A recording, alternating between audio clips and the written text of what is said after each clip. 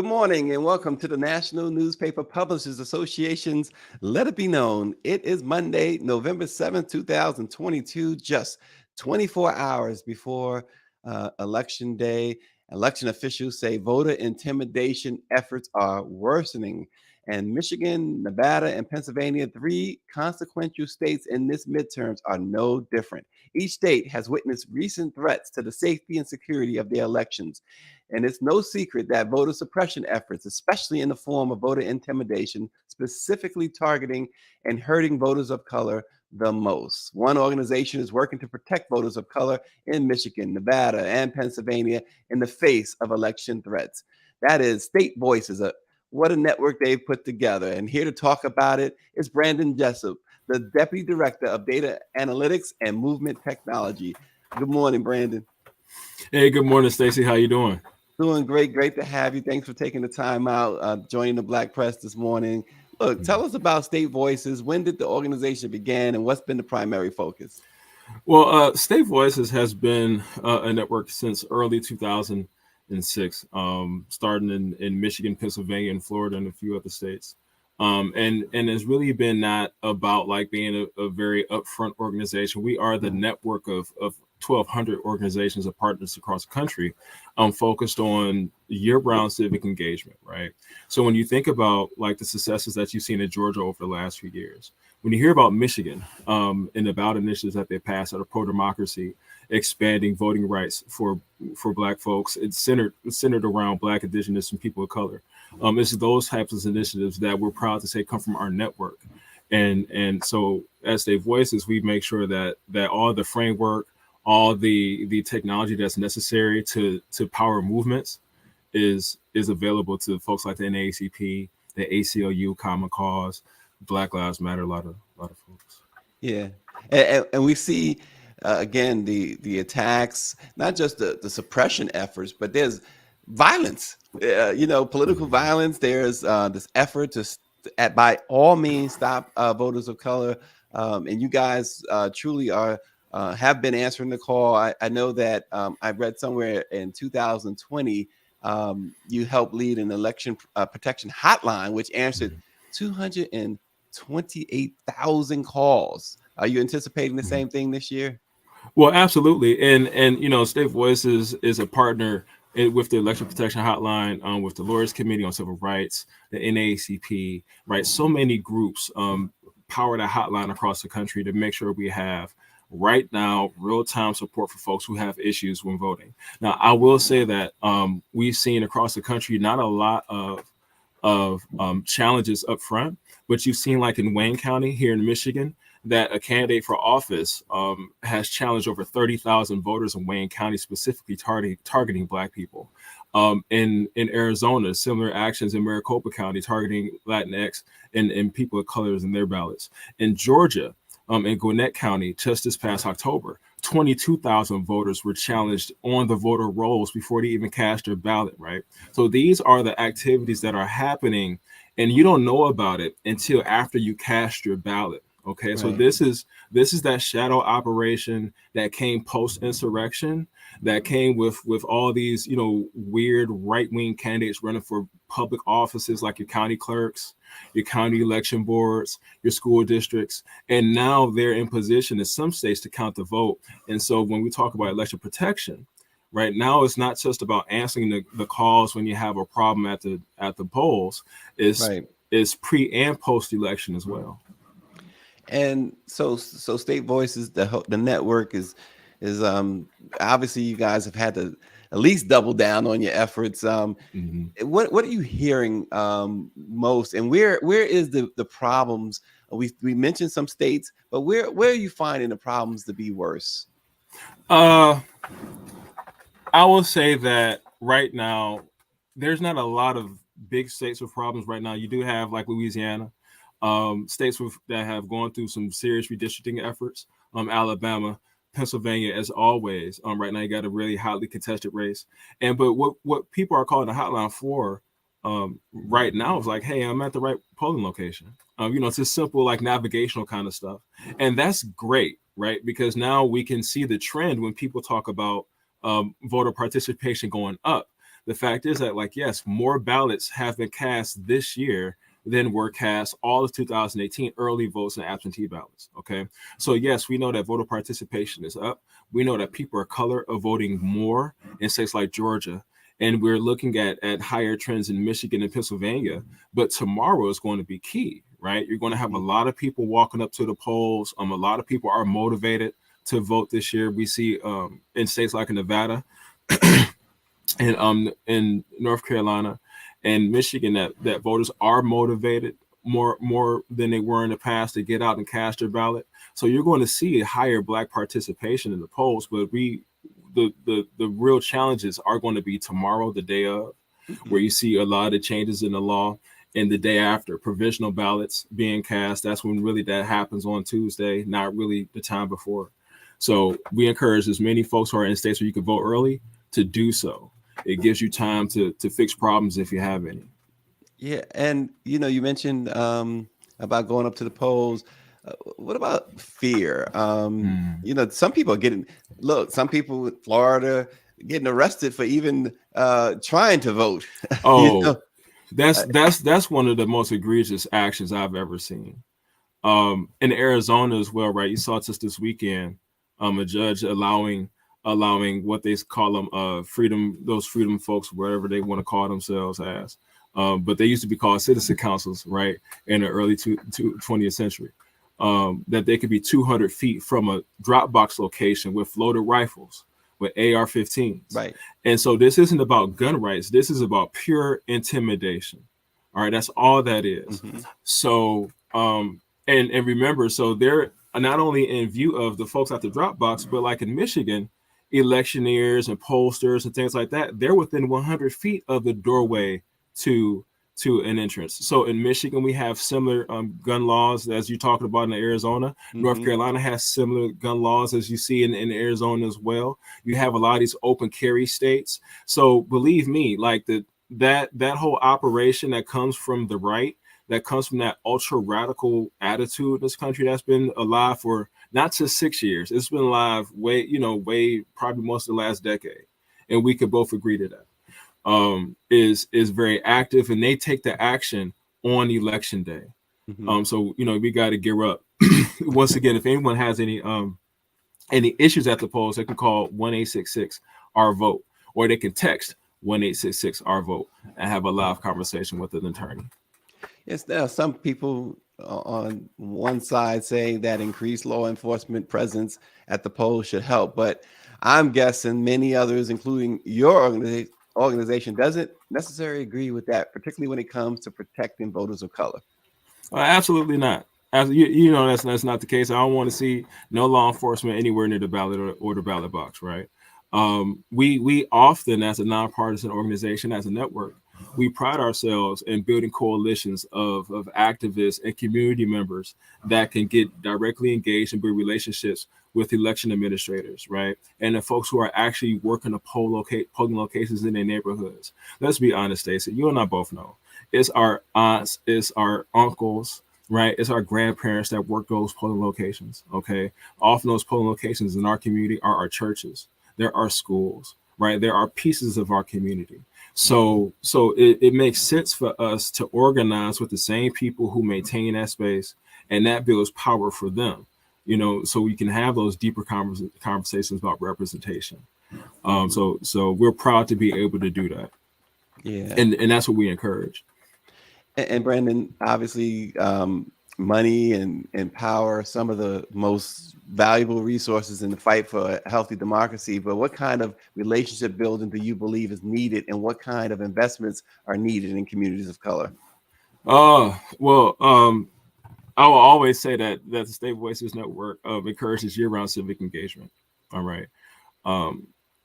Regardless of what happens partisan-wise tomorrow, that the need for student loan debt relief is still going to be high on the consciousness of many people across this country. Many Black folks like myself are concerned about whether or not that's going to be a real thing post this election. And so investing in the technologies, right, the tools that we use to move for the movement. And so part of our work as a network is driven in the spirit of people of color leading the data collection behind the civil rights movement in the United States, right? So remember, it was Ida B. Wells that was initially recording how many men were being lynched before the NAACP started to actually hang that flag because they weren't keeping record, right? It's Raynard Ruskin that was organizing in the background, right, with figuring out like the navigational points and how to connect people logistically to get them to Washington D.C. to align the message. So we've been really in that space. And that means that we heavily invest in people who can analyze data, who can collect data, who can understand how we advocate like 21st century policies, right? That connect voter rights, right? And how we connect like a next level of democracy in this country. One of our newest partners in Alabama, Alabama Ford, it led to fight earlier this last month to the Supreme Court regarding redistricting, right? So that's young Black people in the movement, not just being in front of the camera, but pushing for legislative change as well. Yeah, we're talking with Brandon Jessup, the Deputy Director of Data Analytics and Movement Technology for State Voices, the network that's protecting Black voters. And there's a lot of protections to be done. And it's gotten worse. You know, Brandon, obviously you certainly sound like a student of the political game, if you will. A little bit. But obviously the task has increased. The task has gotten probably tougher, more complex. Where do we go from here? Because what's next if this is allowed to continue? All of the suppression efforts, the scare tactics that we've already talked about, if that's allowed to continue even through tomorrow, because tomorrow most people say it's the most consequential election that we've seen. I mean, we heard that in 2020, which, you know, I guess you can't really argue with that. What's next? What are people facing if these tactics are allowed to exist through tomorrow and on to the next election? I wanna take a step back. Like, so when you're kind of close to the ground, and I'm not the person on the ground every day, right? But when I look at the returns across the country, and I'm not polling the same group, white conservative males who have landline phones every day, who already know how to tip the scales of these elections to make them, of these polls, to make them sound closer than what they are. Okay. So when we take our pulses, we're not measuring for the pulse of like, okay, after Tuesday, what happens? It's okay, so what can we do to continue to advance your agency as a community, right? What are your issues, right? And so over this time frame, we heard that jobs in the economy are the main conversation, right? So yes, while unemployment is at 3.5%, and a lot of politicians say things are great, Black people still earn less than the white average male in the United States. Unemployment amongst African American males still remains to be twice as high as their white counterparts. For the Latinx and other people of color and the migrant community, they have a harder travel to gaining citizenship than any other community in the United States. And so and that means that they often work for lower wages and poor working conditions than anyone else in this country. I'm in Detroit. I'm from the labor community, right? My daddy is UAW. My daddy is a sharecropper as well. He came up from the South from sharecropping. So when we talk about like understanding the lineage of labor and respecting people's work and their human value, that's what, you know, you come to this country for. It's like, how can I really maximize what I can do? You come to America to do that. So we got to continue to fight that way. So it's these municipal races, right? You got mayor's elections in Philadelphia, I believe, coming up in next year. So let's not take next year as an off season. We got new state legislatures, which will be a lot more conservative than what the national media is projecting. That's where the fight is. It's these state legislatures, because regardless of what happens nationally, right? If it's still that gridlock that we know, that we've come to know over the last 20 years, the most significant change that's been impacting people of color has happened at the state level, right? You look at the challenges to women's reproductive rights. It started in Mississippi, and then you saw a total ban in Texas, right? Yeah. So that's where the change is happening. That's where the fight is Wednesday. Yeah, and you mentioned these so-called down ballots, but how important Secretary of State, right? That's right. There's a few races there. I know in Massachusetts, a woman of color is trying to become the Secretary of State there. Um, Elections officials, these are all little. I guess people don't think much about these positions until it Mm-hmm. actually a 2020 happens, right? Mm-hmm. I mean, Mm-hmm. Brad Rasberg, that situation down in When Georgia, something breaks, now you want to know who broke it, right? Mm-hmm. right? Mm-hmm. And so education obviously is a continual process, right? Mm-hmm. Mm-hmm. Absolutely, absolutely. It's a continual process, and it's not like the classroom process of here's the map and Hmm. this person reports it. Here's the grid and the chart.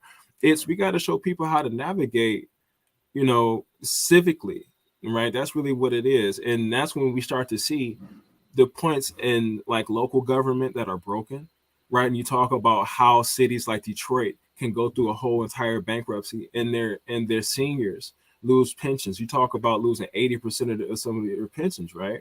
And so those grievances that we hear every day from when we're door knocking, right? Or from folks in Philadelphia who are going through the same thing, or when we're door knocking in California, folks who are in South Central and Watts whose grandparents going through the same thing, right?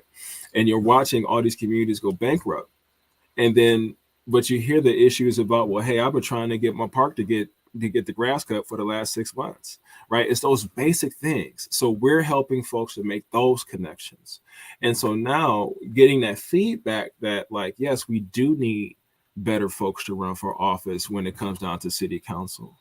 And that's where the issue comes to lie. And I've got to be very honest. We mentioned it earlier, talking about money in elections.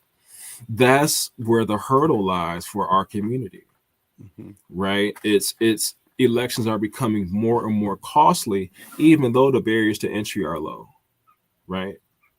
And so it's not about the television ad, because you will never see a lot of our network partners on television doing ads. Right. You won't.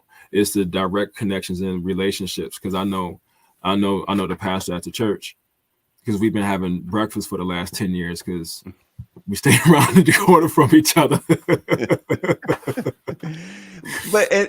So to your point too, you're right. These TV ads and things of that nature, there is a large constituency that does not pay much attention to television in itself, right? Mm-hmm. Um, so we need when you get when you're getting the word out, where do you go? Let me ask it that way. Where do you go, especially for our community? Um, we found that honestly, folks' most trusted messengers are the people who they touch every day. So how do we identify those people and make sure that they're empowered? So what we've Right. seen over the last 2 years is that social media has really created a lot of rabbit holes for people to be bad actors in our community. And so some people, you may see them in their celebrity even act as a bad actor against our community. We've seen at least one example of that recently in the last couple of weeks. I don't know who that So, was, but hey, so when you think about, right, like how can I better inform like my nephews and my uncles and whomever else, it is through text messages, right? But it's not like just the bland text message, are you ready to vote? It's, hey, it's next March, and this legislation is coming up about job creation in the community. You told us about this 2 months ago. I'm following back up. Mhm. That's what makes a difference, because our communities and America period recognizes brands, Right, right? right. So all of that rush around this time and the urgency around elections is great, but it's a lot of noise. What do you do when things quiet down and then you can really build? So our network, we have a host of technology right now, right? And you'll probably see our partners are probably sending text messages this evening, right? Encouraging folks to either, if we're states where they could vote early, they are. In states where they're we have a part of our election protection program allows us to identify folks whose ballots have been flagged for potential rejection. So Mhm. we have like the ability to reach out to some of those voters in a third party way and say, hey, we just want to let you know this happened. You want to contact your county clerk or whomever the appropriate agency is to go handle that in advance, right?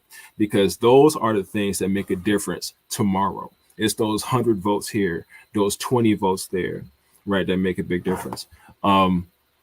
And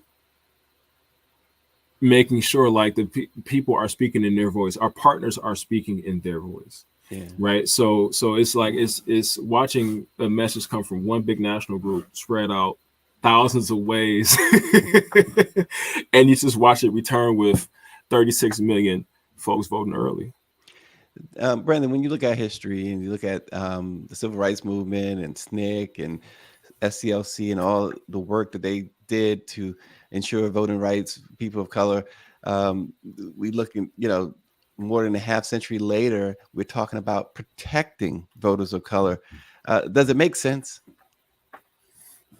that we have to talk about that now? No, That has it to be doesn't talked feel about now. good. It doesn't feel good. You don't want to. We would want to think that we all um to can kind of touch and agree about it, but something worth having is going to have opposition, right? Mhm. Voting is powerful. Voting is powerful, and you hear it so many times in dog whistle speeches from folks when they talk about the change and people of color taking over and all those types of things.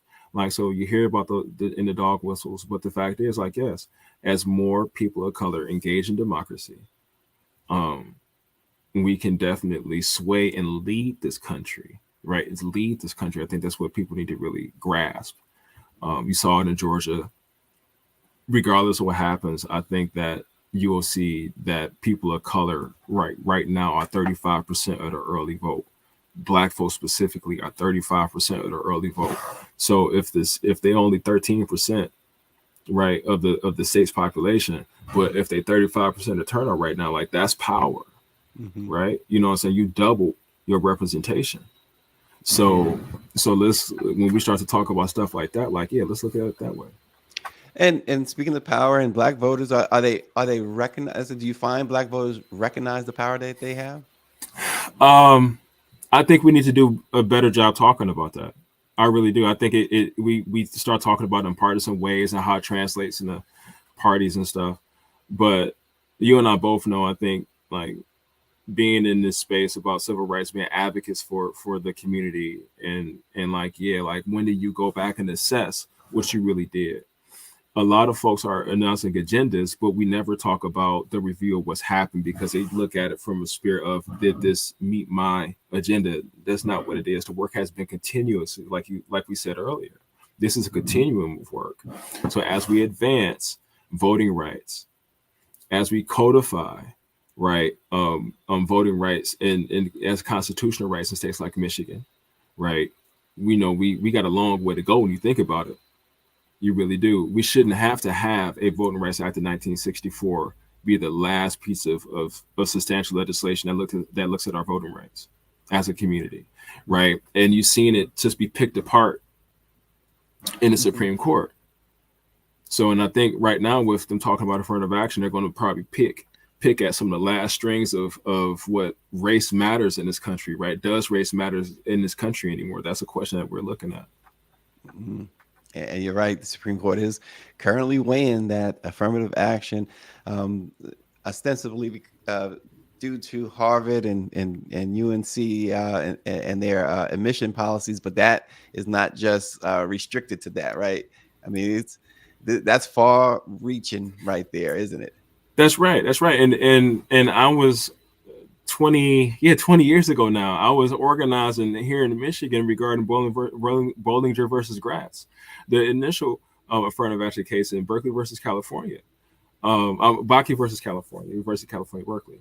And so, like, those cases when we're dealing with like college admissions and those initial score systems, they what we're challenging now are those adjustments. Okay, so 20 years ago, UNC and Harvard made adjustments based off of what was ruled regarding the University of Michigan. And so now, and the sun's coming up so, over here in Michigan. So now, you see a new challenge to it. So where are our renewed challenges to advance rights and agency in the United States for Black, Indigenous, and people of color? Mm. It's interesting. It's all too interesting. So protecting voters of color, it's a huge thing. Has been, uh, Brandon. It seems, and I think we could take off the it seems part because it has gotten so much more worse than what we've seen in the past. I mean, we're looking at some Jim Crow type stuff when it comes to the election and elections. These different roadblocks that they're putting up for voters of color. Um, shouldn't that be that wake up call should have come already for voters of color? Well, it has, and it's been answered by how when we call for poll workers and for election protection monitors, right? Like folks are answering the call right there, right? A lot of people are saying like, "Hey, no, I stand up and want to be trained," and you can also do the same thing in many states, especially like in Kentucky, Florida, Michigan, and Nevada, right? They always need poll workers and poll monitors to assist with just seeing what's going on, right? Because that's where we die first. Is the fact is that we may not have enough eyes on the ground to see what's going on and to be able to report back. So Yeah, Michelle Madison writes in that she'll be an election judge in Maryland tomorrow, and she said that in Maryland they had police presence in the morning. David Youngblood says that he remembers his parents dressed up to vote and volunteer on election day, but it sounds like we from everything we've discussed with you got armed folks going to the polls, and it sounds like we need more than just like you stated earlier, the aunts and the grandparents and who normally we see at the polls. Sounds like we need more than that. uh, you know, it sometimes it make you feel that way, right? It does make you feel that way. I know that our communities, especially like communities of color, know who will come in those spaces to provide that community space and protection. Right, those spots of intimidation, like you heard about in Arizona, they Hmm. really are way one offs where it's safe enough to do that because the local community ain't gonna check you. You ain't gonna pull that off in a neighborhood full of folks who gonna come up and see you. Hmm. Right, right, right. I don't want to extend those stereotypes, but Right. it's just a fact. And so, and I've always seen this because yes, every election is busy and every election is monumental. But whenever I see people from my community, the folks who I thought would never turn out to vote, show up early, or they just hanging out and hanging around, they're not often always there just to be intimidated. They're probably there just to make sure nobody come to intimidate us. Right. You Right. know, so yeah, so I'm more concerned about the people who are dressed really nicely, who carry clipboards, who are looking for long lines Hmm. to exploit the fact that there are long lines, Hmm. right? Like one of the things I saw that worked really well in Georgia over the last couple of days, was that the election poll workers and all the administrators and the supporters around that space made sure the lines were short. If there's no wait time, there's no time for you to provide intimidation. Mm. That's a great, great point. And so, again, before we let you go, Brandon, we really Mm. appreciate you taking out the time this morning. And as the sun comes up in Michigan, as you said, but Uh-huh. state voices. If anyone has any issues or questions, what's the hotline you have? Yes, they can call the election protection hotline, which is 1-866 our vote. That is 1-866 OURVOTE. You can text or call the hotline and talk to somebody live if you have any issues or any questions regarding your vote. Absolutely. Brandon Jessup, the Deputy Director of Data Analytics and Movement Technology for State Voices. We really appreciate you joining the Black Presses. Let it be known this morning. Thank you all for watching. Tomorrow, not only will we have our regularly scheduled Let It Be Known at 7:30 a.m., but we're going to have a special election night coverage beginning at 6:30 p.m. Eastern Standard Time. So join us not only tomorrow at 7:30 a.m., but 6:30 p.m. as we bring you a special election coverage that only the Black Press of America can. Thanks for joining us. We'll see you tomorrow.